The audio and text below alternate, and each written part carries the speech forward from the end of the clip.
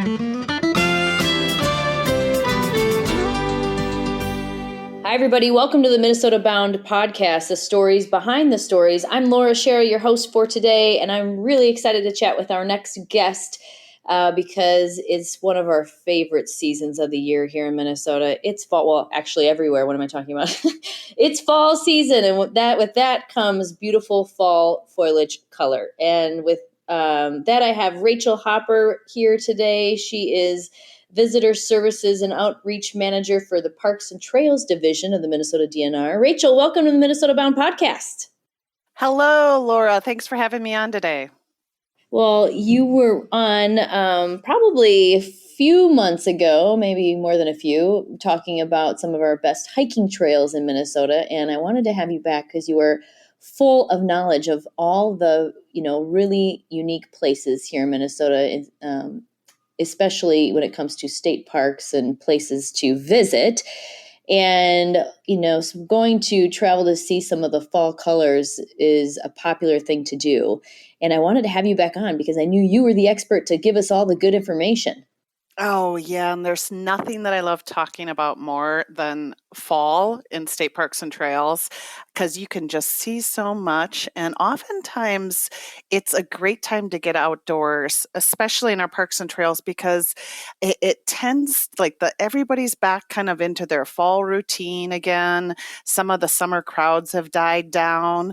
And so if you have the chance, especially to get out during the week, you can feel like you're out in this beautiful wilderness all by yourself with just the birds chirping and some wild animals and the leaves crunching underfoot. So it's just spectacular time of year. And so I just love, so thanks for having me on to talk about this because I have so many recommendations for people to get outdoors. Well, I'm excited to get to those recommendations. I wanted to start the podcast today because I have heard this question. I've wondered this question. You hear this question from kids and adults is, in general, how do the leaves know when it's time to turn color? Is it based on the temperature? How do we know? It really is. So it's because of a couple things, actually. We really have fall colors turning when not only when the temperature starts to get a little bit cooler, but actually the days start getting shorter too. So that's usually provides a good signal to the leaves to start turning color. So usually what happens is, you get, depending on the tree, you can get yellows, oranges, and kind of brown pigments, or kind of more of those purples and reds. The purples and reds really come out with like maple and oak and cherry trees, and the yellows and oranges really come out with the ash and aspen and basswood and birch, even cottonwoods and elms. So they all kind of start coming when you have that combination of days getting shorter and temperature getting a little bit cooler. Aha. And you were mentioning earlier before we were recording here that the amount of rain that we get during the summer months really determines on how vibrant or how much fall color we'll actually see. Correct. It's actually usually two things that help kind of determine how great fall color is going to be. It's not just the summer weather, but it's also the weather in September. So what can happen is last year, for instance, we had a fairly kind of vibrant but quick fall colors. It went really fast.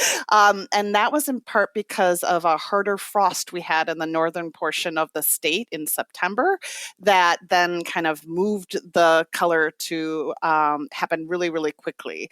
And this year, what we're experiencing is because of the drought, we were going into fall color season a little worried that there was going to be probably very patchy, if not pretty poor fall colors across the entire state, except for pretty much on the southeastern portion where we had much less drought and there was a lot more rainfall over the summer. However, in September, the weather it became much cooler and there was quite a bit of rain throughout much of the state. And so that has allowed in some places like Savannah Portage State Park, for instance, to just have color pop. And it's almost as, if not as intense, fall colors as normal, at least in some places. Some places, again, some trees have just either dropped their leaves or they're starting to turn brown and falling.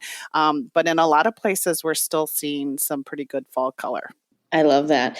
And don't you find yourself in the fall when you get like a stormy or a windy day, you're almost upset because there goes all the color on the trees, like the leaves go flying. You're like, no, I feel stop like that blowing them happens, down. right? I feel like that happens almost every year.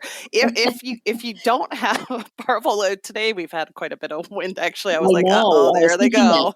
go. Yes. But and if you don't have a really terribly strong windstorm or anything that knocks them off prematurely, what can happen is, usually peak color can last for up to 2 weeks.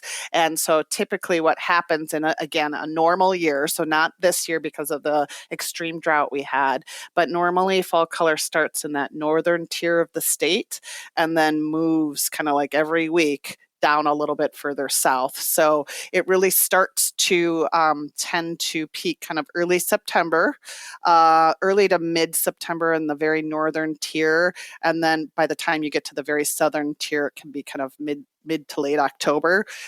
Again, this year it's going to probably go a little quicker like last year, given the severe drought we've had.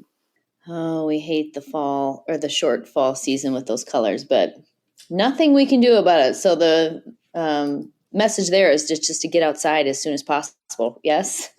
Yeah, and that's where I said, if you can be flexible about when you go and where you go, I guarantee there's good fall colors to be seen throughout the state. It's just you have to have a little bit of flexibility and then be willing to act.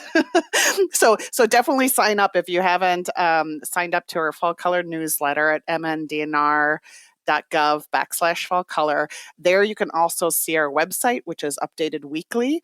So by every Thursday morning, if you have the chance to check it, park staff actually update it kind of throughout the week, but we guarantee that every Thursday it will be updated for that week. And so that'll give you some key places to go every weekend if you can. I was just going to ask, is there kind of like a live updated website where people can go to figure out where is the best place to take a trip or drive to or visit to see fall colors? So let's give our listeners that website one more time. Sure. It's mndnr.gov/fall color. Awesome. And that will take you. So yeah, it has a map of the entire state of Minnesota with all of our state parks representing a dot on the state. So you can just click on it and it'll take you to that parks fall color report. So our park staff provide updated photos, or our wonderful visitors also can provide photos for each of the parks too. And then they provide an updated report on where to go and what you can see when you go there if you're interested. That's so cool. What a nice, gift to give everybody is an updated website on where you can go, because it really is time sensitive. So that's a really great tool to have, right at our hands. So that's Yeah, amazing. and our parks and trails are meant to be used year round. So we want to make sure people don't forget to get outdoors and enjoy nature no matter when it is. And this fall color tool really helps remind people that there's still beautiful things to see out there and fun things to do this time of year. Yes. And Rachel, speaking of state parks and places to visit, we're going to get to that in just 1 second. But first, a word from Voyager Saunas. Hey there. Bill Shirk, the man about the woods. You know what? It's time to relax, and Voyager can help. Voyager builds custom saunas for your home, backyard, business, and you know what? The pick of the Shirk family, we love Voyager's mobile saunas that go anywhere we want to go. Clear grade cedar benches, spray foam insulation, Kuma wood-fired stoves, or Hilo electric heaters. These are Finnish-influenced hand-built saunas that will last a lifetime. They're constructed with care by the hometown Voyagers team. You know, the Shirk family loves our Voyager mobile sauna. Voyager, a Minnesota movement influenced by Finnish culture. Visit VoyagerSaunas.com and get ready to distress. Trust me, it works. I am certainly picky when it comes to my drinking water. I have the reverse osmosis drinking water system from Connecticut, and I love it. It takes out the contaminants in the water, it removes chlorine, and most important, it tastes great. Having Connecticut water also means using less plastic water bottles, which we all know is a definite bonus for our environment. For more information, visit Connecticut.com to find a dealer near you. Thousand Hills Lifetime Grazed Beef. Grass-fed beef right here in Minnesota. You know, we make a career talking about clean water, native habitat, and some of the best environmental practices. That's exactly why I'm so excited about Thousand Hills.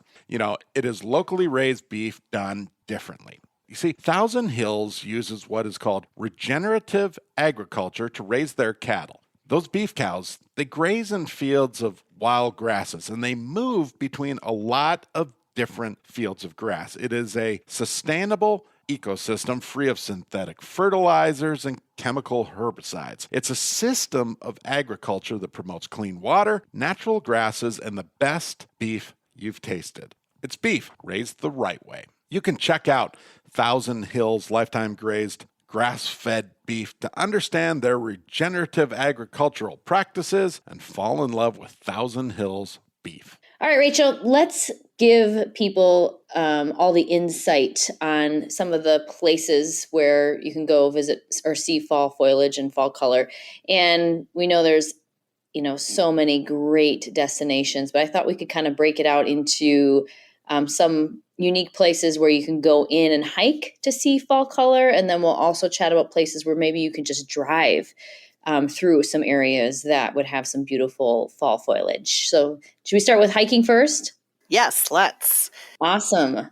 I know last time we were chatting with you, we were talking about state parks and places to visit, and it's not easy for Rachel, ladies and gentlemen, to choose a favorite. So let's put that out there first. If I remember that correctly. Correct, yeah. There's no favorite state park here. They're all wonderful in their own way.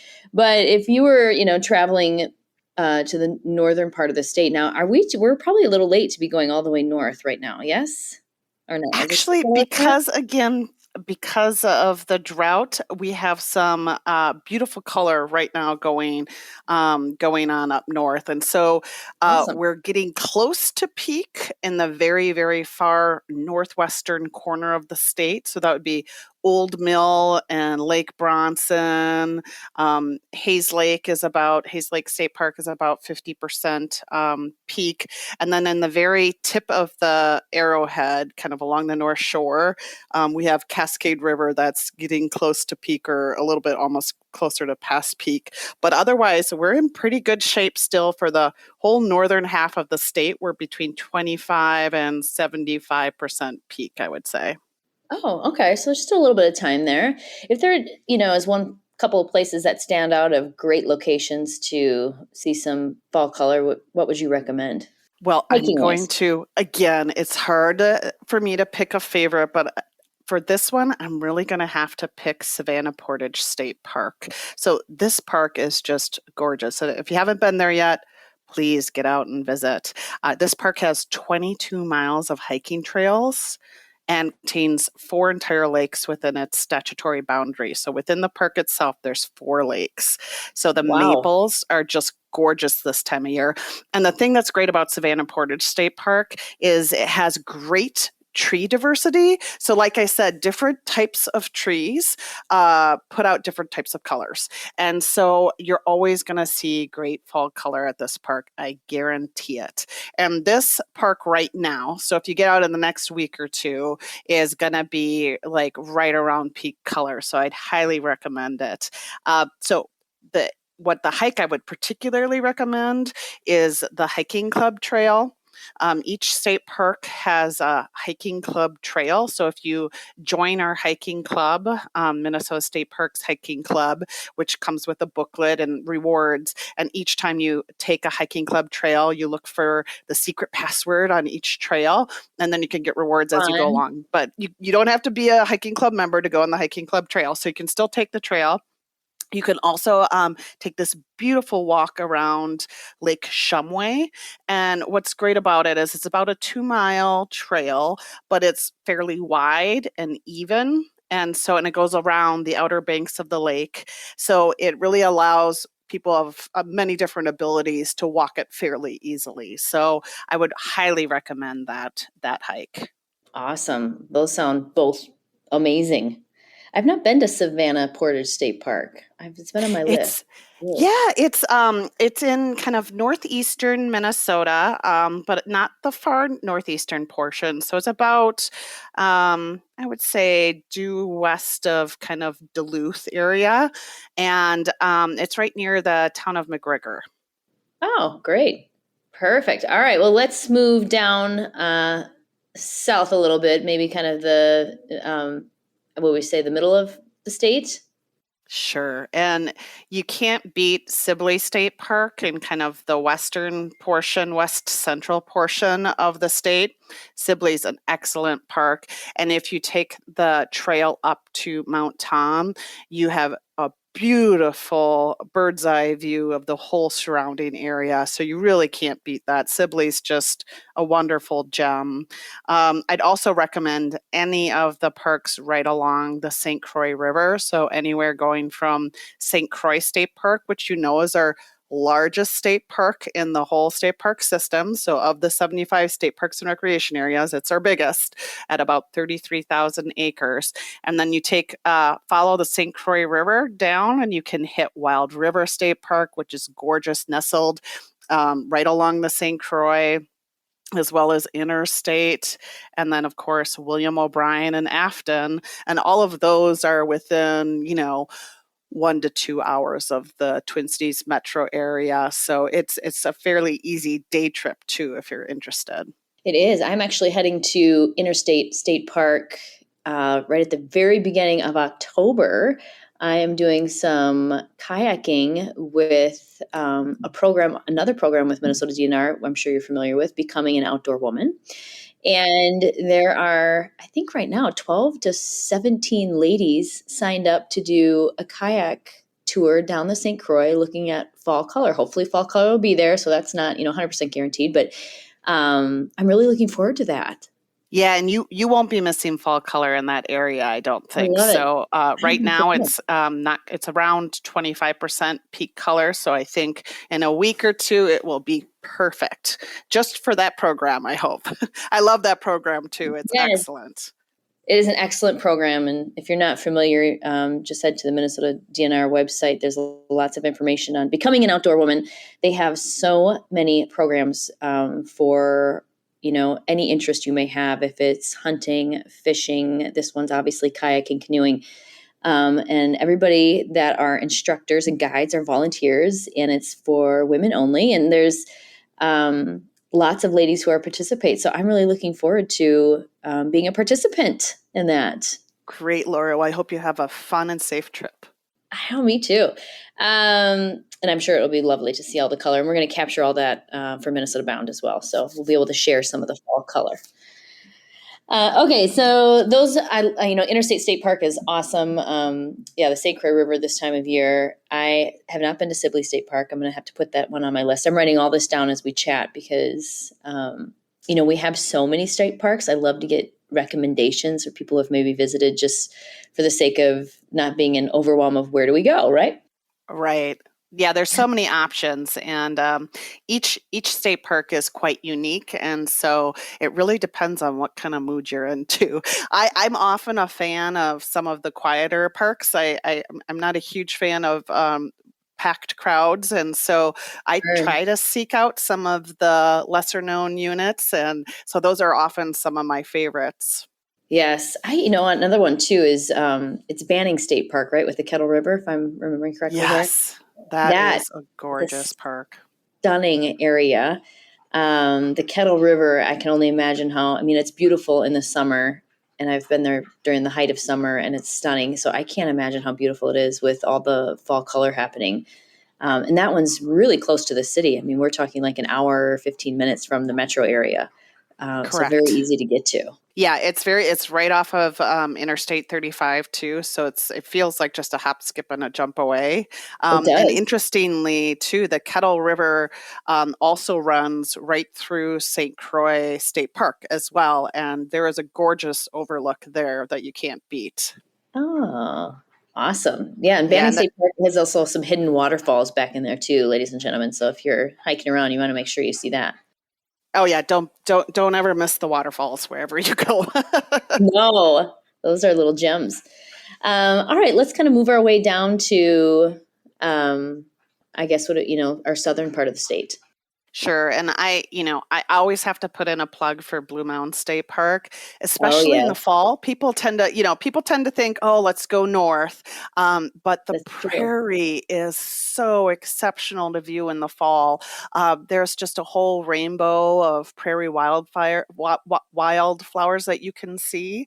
And then when you see the bison roaming too, it's just, Yeah. you can't beat it. You just can't beat it. And then one of my favorites, and a lot of people don't know about this park, is Kylan Woods State Park. And it is just packed with diversity. It has so many bird species, and it's nestled right along the river. And it has an scientific and natural area, also called an SNA, within it too. And it's just this magical little kind of biodiversity spot within kind of a broader farm community. And you can't beat it. It's just gorgeous. And then of course I always encourage people to go to what I call the South Shore, because everybody's like North Shore, North Shore. And I was like, don't forget the South Shore. So our Bluffland region down in the Oh, state yes. is just gorgeous. And the amazing thing about those parks along kind of the Bluffland, so right along the southeastern border of the state, is the Blufflands and the Driftless area, that it has just all of these rivers and valleys, and it allows for an extreme amount of diversity, again, in plant and wildlife that you can see, but also the temperature changes. So, you can have Mhm. differences just in slopes right across from each other, or in kind of the flatter uplands from the deeper valleys. And so there's always something to see, and there's always great color down there too, and beautiful overlooks. Like if you go to John Latch and look out over across the river valley, it's just, you can't beat that.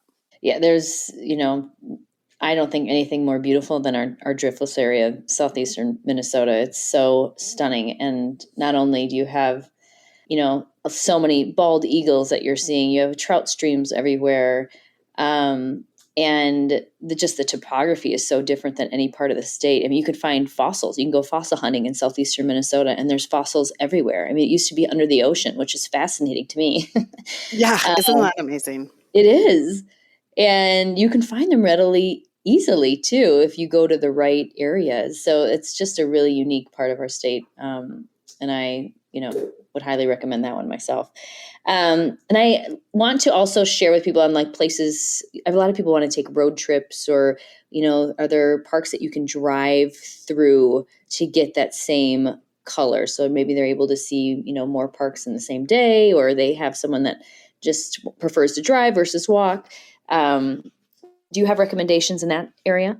Yeah, and I would like to encourage people to some of our state forests. We have not only 75 state parks and recreation areas, but we have 58 state forests. And so some of our state forests actually provide such beautiful views. And we always like to provide multiple opportunities for people. So regardless of your mobility, so at any kind of so people of all abilities and all ages can get out and enjoy fall colors.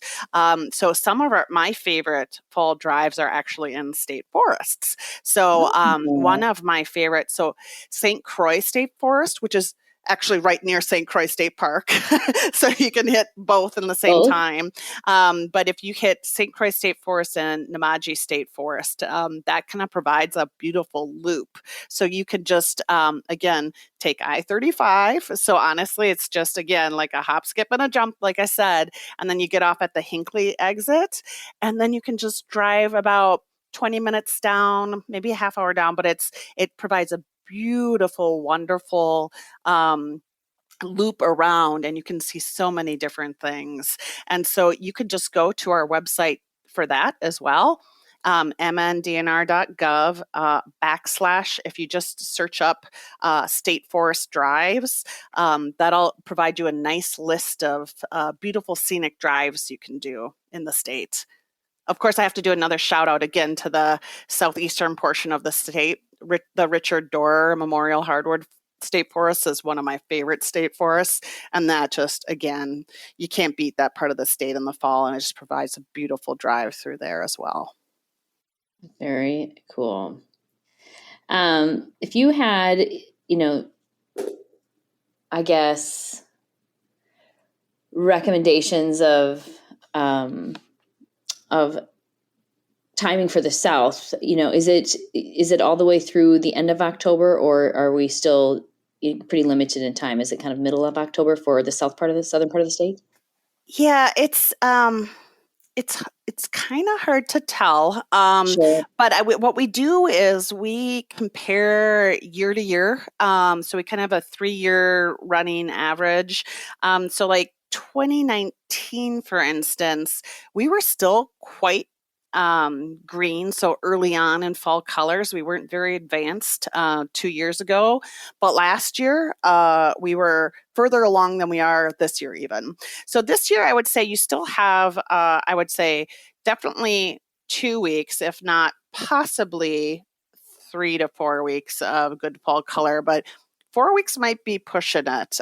So I've been recommending, again, just given the drought conditions we had this year, if you see that there's good fall color and you really, really want to get, kind of that peek at the brilliant oranges and reds and purples, then I would encourage you to get out sooner rather than later. So I would think through early October, we're still pretty safe and having plenty of places to see good fall color, maybe even through mid-October. But by late October, I'm guessing that we're going to be pretty much over. Pretty much over.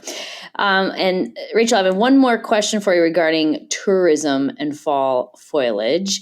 But before we get to that, first, a word from Minnesota Propane. Did you know that a propane gas furnace lifespan averages 20 years, while electric heat pumps only last 14 years? And propane furnaces work in all temperatures while delivering warm and consistent heat to your home. Why buy 2 heating systems when one propane furnace can do it all? It lasts longer, works better, and it costs less. These things and more are done with propane today. The right energy right now. And also North Dakota tourism. Start planning your fall hunt in North Dakota at legendarynd.com.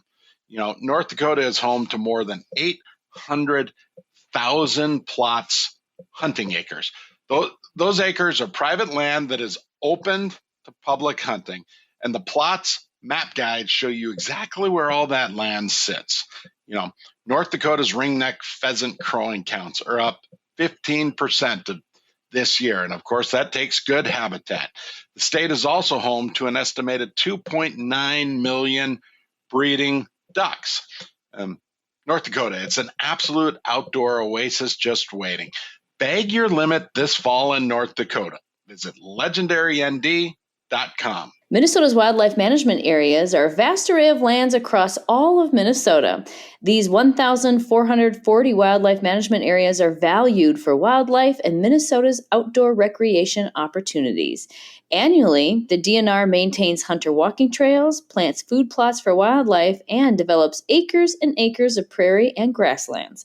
To find out more about Minnesota wildlife management areas, go to mndnr.gov/WMAS.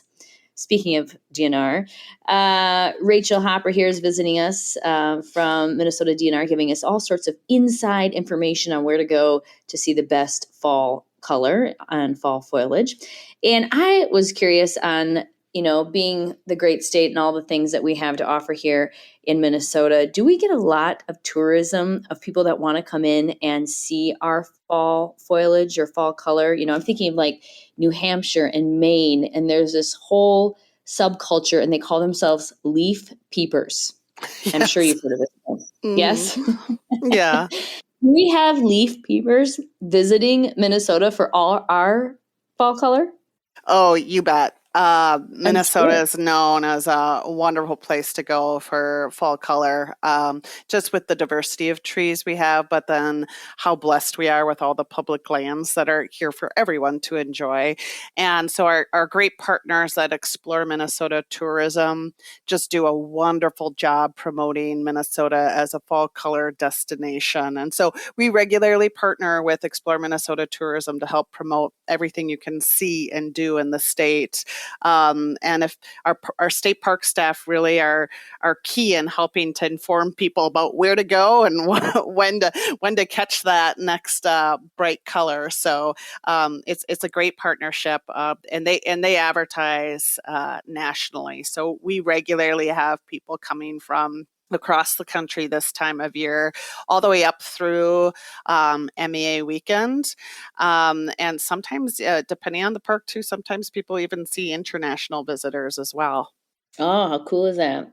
I know when I first heard the term leaf peeper, I was like, what is a leaf peeper? And, they were explaining to me that these are people that travel to really capture the color of fall. And I can see why it's so attractive, of course. But it's, obviously you hear a lot about the New Hampshire and Maine and the East Coast of being this leaf peeper, destination. But I'm like, you know what? I bet Minnesota is also a destination for leaf peeping. Yeah, we sure are. And Explore Minnesota Tourism does a great job collecting information too, and finding out kind of all of the benefits, economic benefits in particular, that result from fall color alone in the state. It's just amazing to see. And one of the things that is also great about fall time in Minnesota that really complements the beautiful fall color is you don't just have to bring your camera or your phone, your smartphone if you have that, to catch that good color. But if you also make sure you download a birding checklist, because we're blessed to be right along the Mississippi River Flyway, it is a perfect time to catch beautiful birds and just a huge diversity of birds during their fall migration. And the great thing about it is it's not 90 degrees outside anymore, right? And it's bug free essentially. So fall is my favorite time to get outdoors. And I think it really is, because of some of those factors, just the best time to get outside. Oh, isn't that the truth? You have the cool mornings and the nice sunny afternoons and beautiful color. Of course, we all wish we could probably just extend that a month longer or two before that snow starts flying. But we got to take advantage of it while it's here and get outdoors, right? Correct. Well, Rachel, thank you so much for joining the Minnesota Bound podcast. Once again, you are a wealth of information when it comes to giving people places to go and ideas and things to see in our great state of Minnesota. So we really appreciate you being here. Oh, thanks for having me, Laura. I just encourage all your listeners to get outdoors as much as they can. And I hope you enjoy your upcoming Becoming an Outdoors Woman program. Thank you. I know, I do too. I know it's going to be wonderful. I'm really looking forward to just being out there and also being a leaf peeper myself, looking at all that beautiful fall color. So as Rachel said, ladies and gentlemen, you better run, don't walk to see fall color, because we don't know how long it's going to be here. So with that, thanks again, Rachel. And also to everybody listening, don't forget to introduce a kid to the great outdoors.